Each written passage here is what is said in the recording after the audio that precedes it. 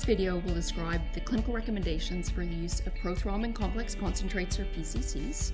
PCCs are faster and more effective at lowering the INR than plasma for patients requiring warfarin reversal. We will describe the use of PCCs for warfarin reversal or vitamin K deficiency in patients experiencing major bleeding or requiring emergency surgery in the next 6 hours.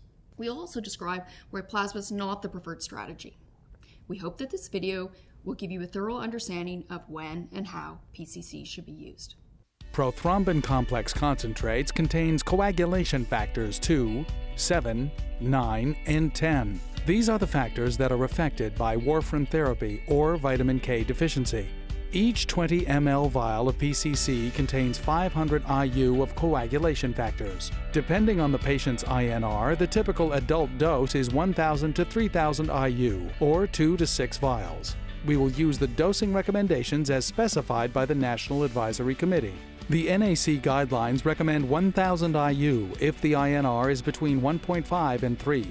2,000 IU if the INR is between 3 and 5, and 3,000 IU if the INR is greater than 5. Alternative dosing strategies may be weight and INR based. In the setting of life-threatening bleeding, such as an intracranial hemorrhage, a dose of 2,000 IU is given when the INR result is pending to ensure reversal is not delayed. Warfarin is commonly prescribed in a number of conditions, including atrial fibrillation. It is estimated that 1 in 15 Canadians over 65 is living with atrial fibrillation. Although warfarin is an effective therapy, it is associated with a 2% per year risk of major bleeding. Ensuring the appropriate use of PCCs will result in better outcomes for patients requiring urgent reversal of warfarin. PCC contains the exact factors and proteins needed for the immediate reversal of a warfarin-related hemorrhage with 25 times less volume than plasma. In addition, plasma is not as effective in reversing INR levels. PCC results in a faster INR reversal and has a quicker infusion time. It is also more quickly prepared because it does not require blood grouping of the patient or thawing and labeling of the plasma units. PCCs is a lower-risk option than plasma because of a reduced risk of transfusion-associated circulatory overload, or TACO, and transfusion-related acute lung injury, or TRALI. Adverse side effects such as arterial or venous thromboembolism or anaphylaxis are uncommon with PCCs and not known to be higher than with plasma. In clinical studies where patients are reversed for major bleeding, approximately 2 to 4% of patients develop thromboembolic complications when treated with either PCCs or plasma. PCCs are contraindicated in patients with a history of heparin-induced thrombocytopenia because the product contains a trace amount of heparin. Since 2008, the NAC guidelines have recommended PCC for emergency reversal of warfarin in patients experiencing a life-threatening bleed or needing urgent surgical procedures within the next 6 hours. A typical patient for whom PCCs would be indicated would be someone experiencing an intracranial hemorrhage or a major GI bleed. While maintaining aseptic technique, remove the blue caps from the PCC bottle and the diluent bottle and discard them. Disinfect the rubber stoppers over the powder vial and the diluent vial. Remove the cover of the mix-to-vial transfer and filtering device.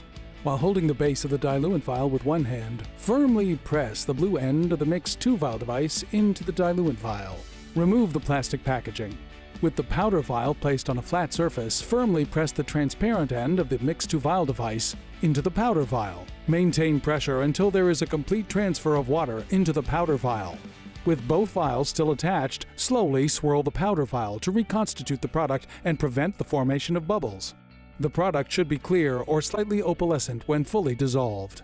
After reconstitution, unscrew the 2 parts of the mix-to vial by holding the blue and transparent parts. Leave the transparent attached to the product vial as it contains the filter. Attach a plastic, sterile, disposable 20 mm syringe to the transparent part of the mix-to vial. Invert the vial and draw the reconstituted PCC into the syringe.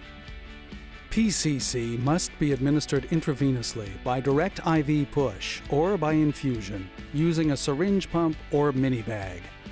Infuse 1,000 IUs of PCC over 5 minutes.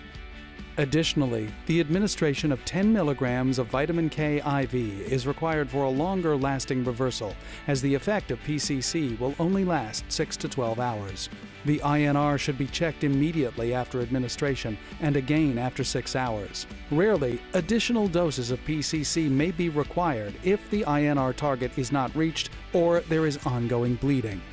Canadian demographic trends show that as our population ages, instances requiring emergency reversal of anticoagulants will rise. It is important that we ensure optimal outcomes for patients by the appropriate use of blood products. We hope that we have provided you with information on when and how to use PCCs appropriately for the urgent reversal of warfarin therapy and vitamin K deficiency. Thank you for watching this video.